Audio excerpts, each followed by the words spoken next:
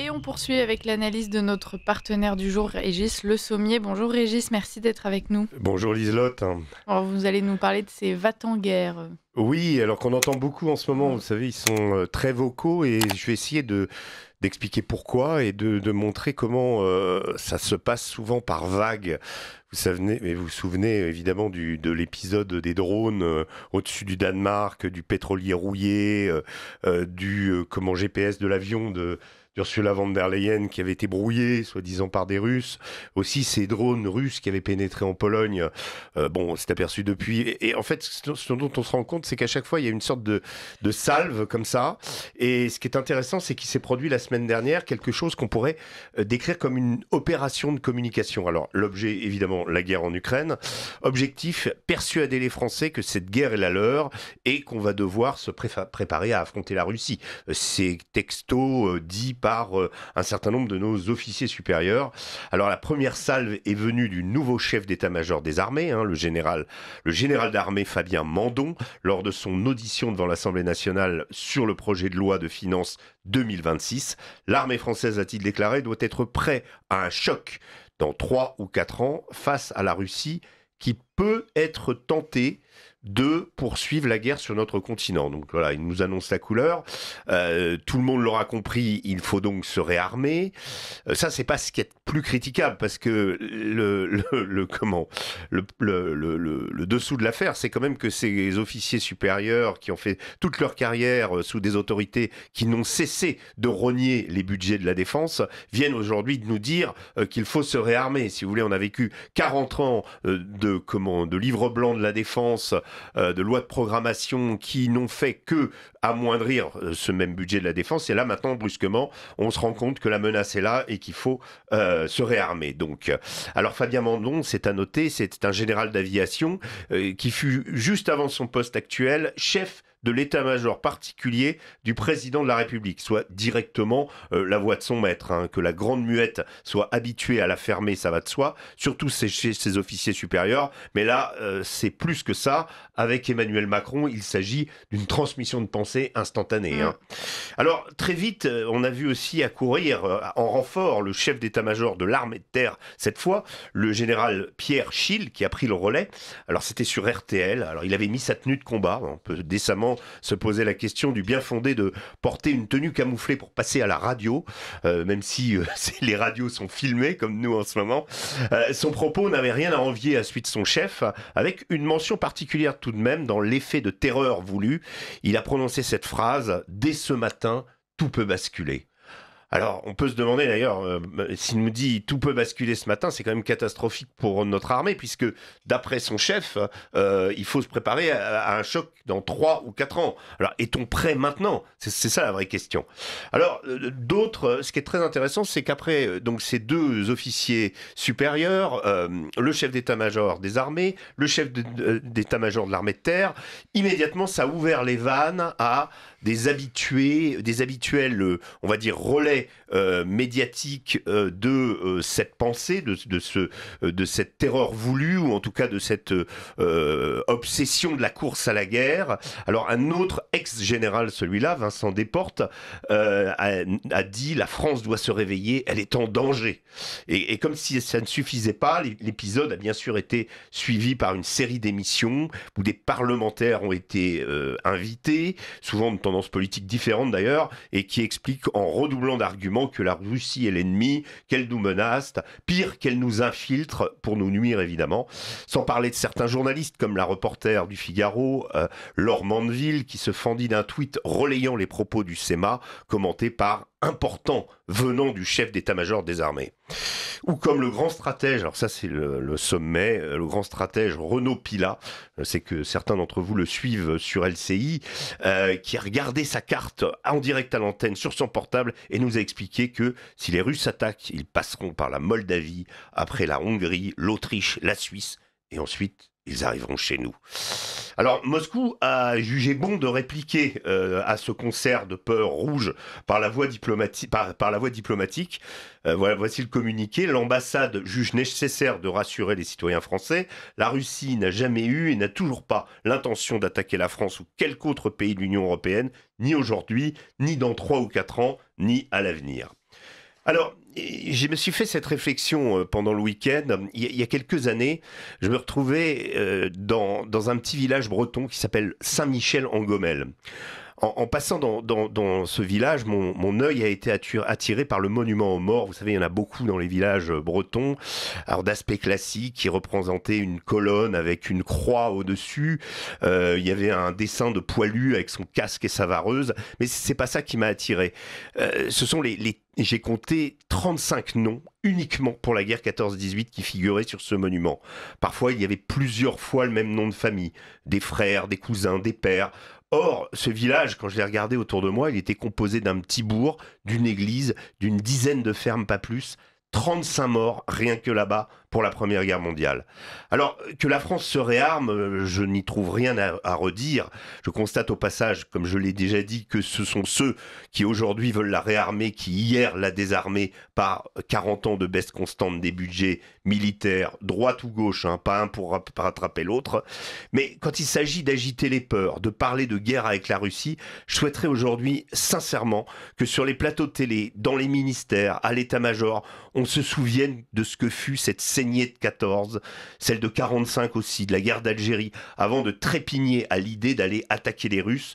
Pour certains, j'en ai vu avec le sourire aux lèvres. J'ai passé, moi, une partie de ma vie à couvrir les guerres. Je ne les souhaite à personne. Le premier souci de nos dirigeants devrait être de garantir notre sécurité, mais surtout de tout faire pour préserver la paix. J'en terminerai par des mots qui ne sont pas de moi, mais du poète Louis Aragon, tiré d'un poème sur 14-18 appelé « Tu n'en reviendras pas ». Il parle magnifiquement des paysans, des soldats partis sur le front et hélas de la suite et de la fin des monuments aux morts. En voici quelques vers. Comment vous regardez sans voir vos destinées, fiancés de la terre et promis des douleurs, la veilleuse vous fait de la couleur des pleurs, vous bougez vaguement vos jambes condamnées. Déjà la pierre pense où votre nom s'inscrit, déjà vous n'êtes plus qu'un mot d'or sur nos places, déjà le souvenir de vos amours s'efface, déjà vous n'êtes plus que pour avoir péri. Merci Régis Le Sommier pour cette chronique et pour ces quelques vers. Effectivement, je pense qu'il y a beaucoup de Français qui s'inquiètent aujourd'hui de voir cette espèce de frénésie, d'excitation à la guerre en France. Est-ce que vous pensez que la Russie pourrait prendre au sérieux justement cette excitation et que ça pourrait pousser les Russes justement à peut-être déclencher quelque chose qui initialement n'était pas prévu? Alors, je n'en sais, j'ai pas la réponse formelle à cette question.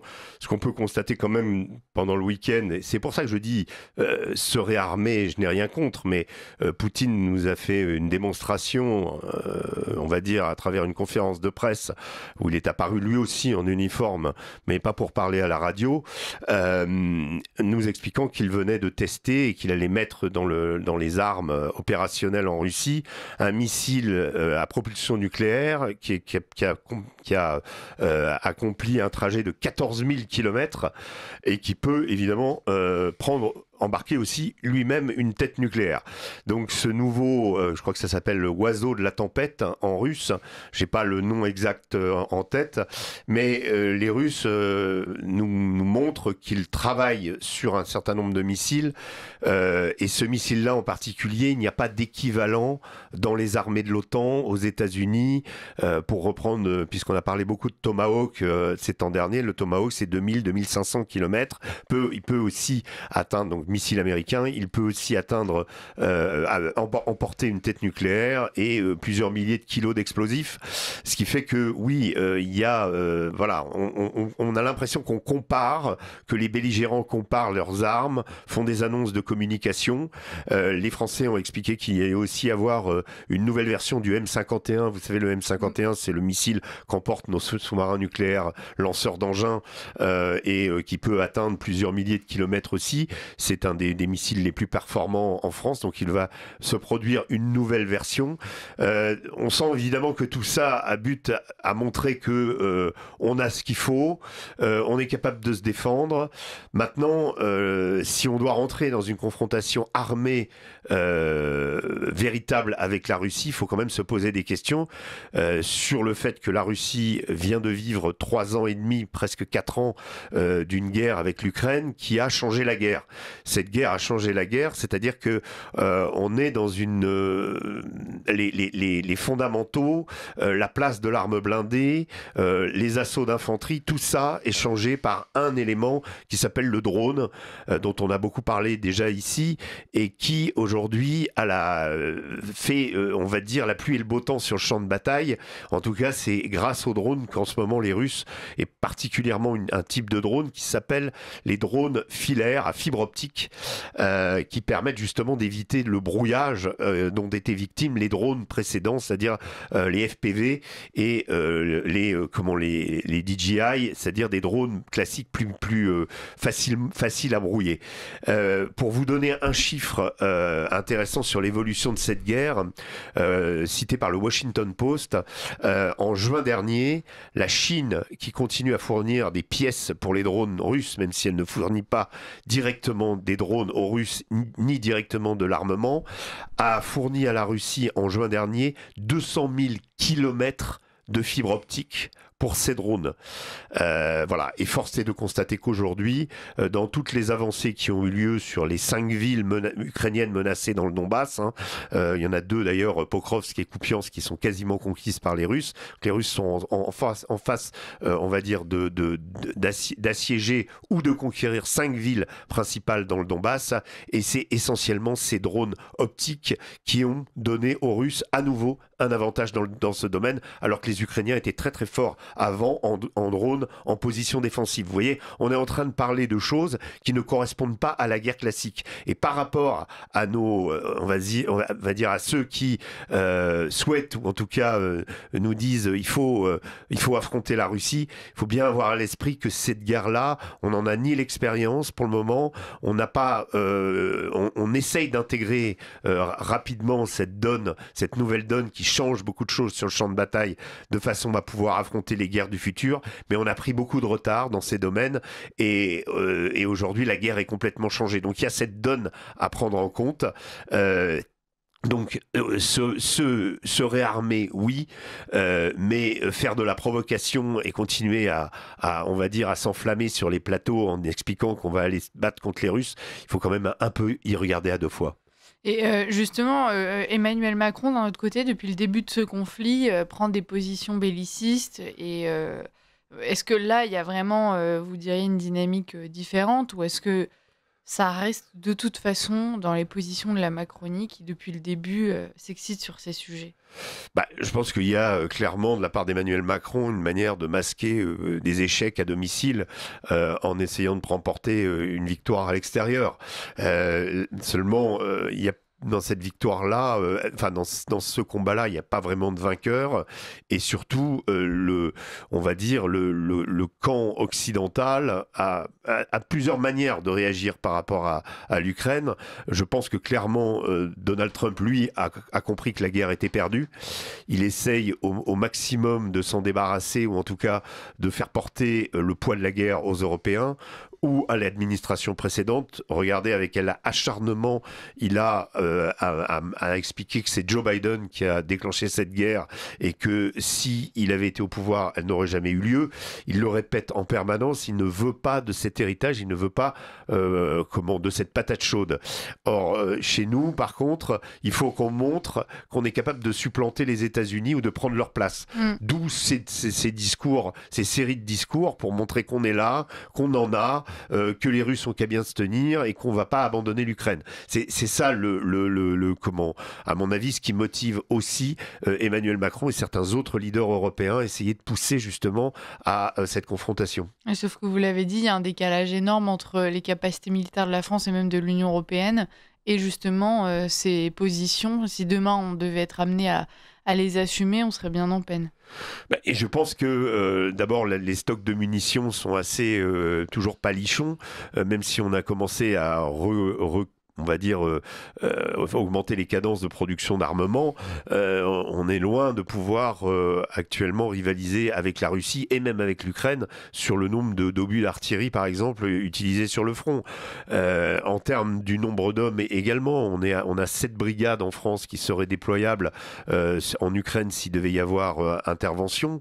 Ça veut dire entre 20 30 000 hommes, en sachant il en faut aussi 30 000 en position logistique derrière. Ça veut dire qu'on n'a certainement pas... ça serait une goutte d'eau, même si elle ne serait pas complètement insignifiante, mais ça serait une goutte d'eau par rapport aux effectifs engagés en Ukraine, et surtout pour quel but, puisque pour quel but engagerait-on des soldats français en Ukraine? Je vous dis, l'expérience qu'ont les Russes et les Ukrainiens est considérable au niveau de l'usage des drones maintenant. C'est les deux armées pilotes dans le monde. Même les Américains n'ont pas toute cette expérience, même s'ils suivent à la lettre ce que font les Ukrainiens, et ils essaient de les épauler toujours au mieux.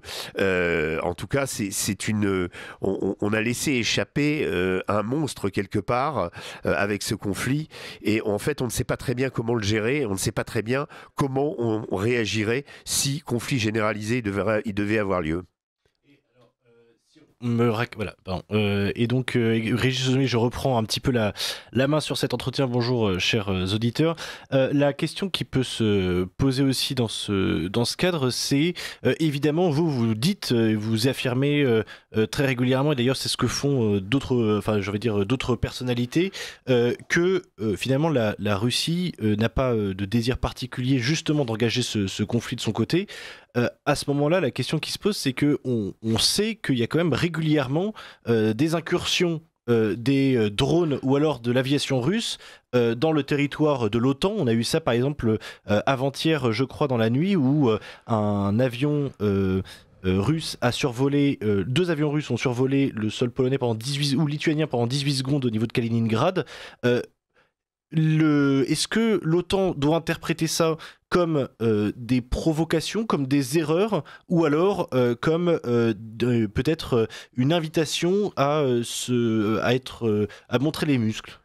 Non, je pense que les Russes sont pas du tout des enfants de cœur. Dans cette histoire, ils ont très bien compris là, chez nous, il y avait aussi des gens qui poussaient à la guerre, et eux ne sont pas totalement innocents dans cette histoire. Maintenant, faut-il chez nous, est-ce une raison pour mais comment chez les interpréter justement? Tout simplement parce que la Russie teste le dispositif. Elle envoie parfois des sous-marins remonter l'Atlantique Nord, pas très loin des côtes britanniques. C'est arrivé récemment. Mais dans le même temps, et ça vous n'avez pas toutes ces informations, mais les avions radars américains qui survolent la mer Noire et qui de temps en temps se font raccompagner par des MiG, ça existe aussi. Le 17 septembre dernier, en effet, là c'était l'espace aérien lituanien qui a été violé par des Sukhoi pendant quelques secondes. C'est des opérations de touche-touche, un avion arrive, on va le raccompagner. Ça arrive assez fréquemment. C'est pas nouveau, et c'est pas en soi une escalade dans le conflit. Parce que ce qu'on pourrait comprendre, enfin, j'ai pas votre expertise dans ce domaine-là, bien sûr, mais ce qu'on pourrait comprendre, c'est que si la Russie, comme vous dites, teste le dispositif de sécurité et teste les limites d'une certaine façon de l'OTAN et des pays européens, est-ce que ça veut dire que si en fait il y avait aucune réaction, en fait, il se sentirait encore plus libre de survoler totalement ça? Est-ce qu'il faut quand même que l'Europe fasse une démonstration de force sans rentrer dans l'escalade? Est-ce que c'est possible d'arriver à ça? Alexandre, le problème qu'on a là, c'est que, comme j'ai expliqué dans ma chronique, on a des séquences de communication, on va dire, autour de cette menace. Il faut bien la nourrir, cette menace, il faut bien montrer qu'elle est réelle. Donc on est capable, et je pense que l'histoire du pétrolier au large du Danemark a été quand même un truc assez pathétique. On s'est aperçu que c'était un pétrolier chinois, que dessus il n'y avait pas du tout de drone comme on l'avait imaginé. Donc on s'est emballé, et malheureusement ça suffit à faire peur à nos grands-mères dans les campagnes en disant tiens, les Russes, voilà. Et le but recherché, il est là. Il n'est pas que ce soit vérifié, parce parce que tous ces signaux ont été faux finalement. Donc ils sont interprétés, repris à leur compte par nos hommes politiques pour des raisons précises. Et cette menace, à mon sens, est largement exagérée, même si il ne faut pas non plus la sous-estimer. Mais ne pas la sous-estimer, ça veut dire le calme des vieilles troupes. On est des vieux pays, on a l'habitude, et justement, on sait ce que ça coûte de faire la guerre. On n'est pas dans faut garder son sang-froid. Mais bien sûr, on n'est pas. On a l'impression que la politique aujourd'hui dans le gouvernement est pilotée par des gens sortis de cabinets de communication. Non, il faut des gens qui connaissent la guerre.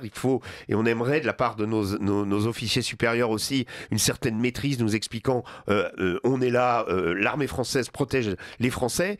L'armée française n'est pas là pour faire de la provocation et puis pour dire aux Russes attention, hein, on va vous dans 2-3 ans il y aura un choc, voilà. Et en fait tout ça me paraît extrêmement immature, ou en tout cas suivre largement les obsessions d'un président que je ne vais pas nommer, Emmanuel Macron, parce que c'est quand même lui qui pousse à chaque fois, même au regard de ses alliés. Vous savez, cette question de la présence des troupes en Ukraine, quasiment aucun, à part peut-être Keir Starmer, l'anglais, et encore avec des conditions bien précises, aucune des autres nations présentes dans l'Union européenne et même dans l'OTAN n'est, peut-être à l'exception des Baltes, on va dire, et des Polonais, mais aucune des autres principales nations n'est véritablement favorable à voir des troupes de son propre pays aller en Ukraine pour quelque motif que ce soit. C'est valable pour évidemment la Hongrie, la Slovaquie, mais aussi l'Italie, la Croatie aussi, qui a dit qu'elle n'enverrait jamais de troupes en Ukraine,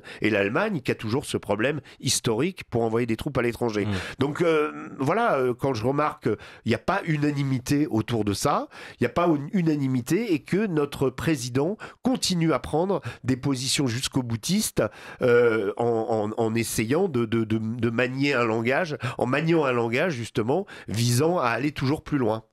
Peut-être, Régis Sommier, pouvons-nous aussi parler d'une autre actualité qui est la situation actuelle en Israël, où, vous le savez, il y a eu il y a quelques jours un vote de la Knesset qui était favorable à la poursuite de la colonisation en Cisjordanie, vote qui a été très mal pris par Donald Trump. J.D. Vance lui-même sur le sol américain disait qu'il ressentait ça comme une insulte faite au plan de paix proposé par Donald Trump. Il va y avoir un nouveau vote dans les jours à venir. Selon vous, est-ce que l'Israël est allé tellement loin dans sa politique guerrière qu'aujourd'hui, elle n'arrivera pas à s'en détacher? Est-ce que selon vous, en fait, ça pourrait faire capoter ce fameux plan de paix? Alors moi je ne crois pas. Je pense toujours, je fais partie de ceux qui pensent toujours que c'est les Américains qui auront le dernier mot. C'est eux qui ont les armes. Quand J.D. Vance explique que justement tout ça pourrait s'arrêter, et Donald Trump aussi, je pense qu'il faut prendre les choses au sérieux. Si Israël a tenu jusqu'ici, c'est une certaine détermination, un objectif justement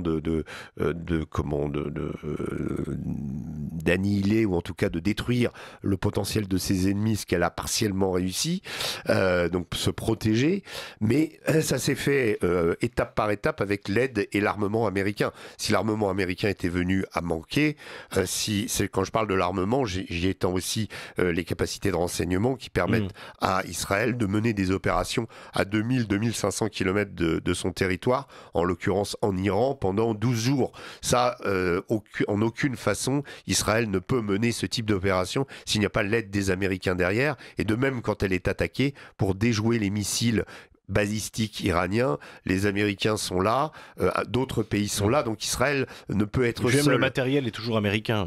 Bien sûr, quasiment exclusivement. Et donc, ou le matériel propre israélien aussi. Mais ce que je veux dire, c'est que là, on sent qu'il y a toujours, et Netanyahou est toujours prisonnier d'une branche qui lui assure une majorité très faible à la Knesset, et qui est composée de la droite religieuse, donc de son ministre de la Sécurité Itamar Ben-Gvir, et de son ministre des Finances surtout, Bezalel Smotrich, qui est peut-être le plus extrémiste, qui expliquait l'autre jour que le peuple juif échappait au droit international, il était au-dessus. Donc voilà, là on est sur des positions messianiques. Benjamin Netanyahou lui-même n'est pas un religieux, mais il est obligé de composer avec ces gens-là. Donc on sent bien qu'il y a toujours chez eux l'idée que le travail n'a pas été terminé. Chez Netanyahou aussi, hein, nous sommes sur le cessez-le-feu de Gaza. Il a expliqué qu'Israël était souverain. Israël pouvait décider d'elle-même de recommencer la guerre, donc de ne pas tenir compte de l'avis des Américains. Mais je crois que dans les faits, les choses sont bien plus compliquées. Et la visite de J.D. Vance a permis de remettre un certain nombre de pendules à l'heure. Je préciserai aussi que J.D. Vance a préféré aller prier dans l'église de la Nativité plutôt que de s'incliner devant le mur des lamentations, qui est la tradition normalement quand une autorité...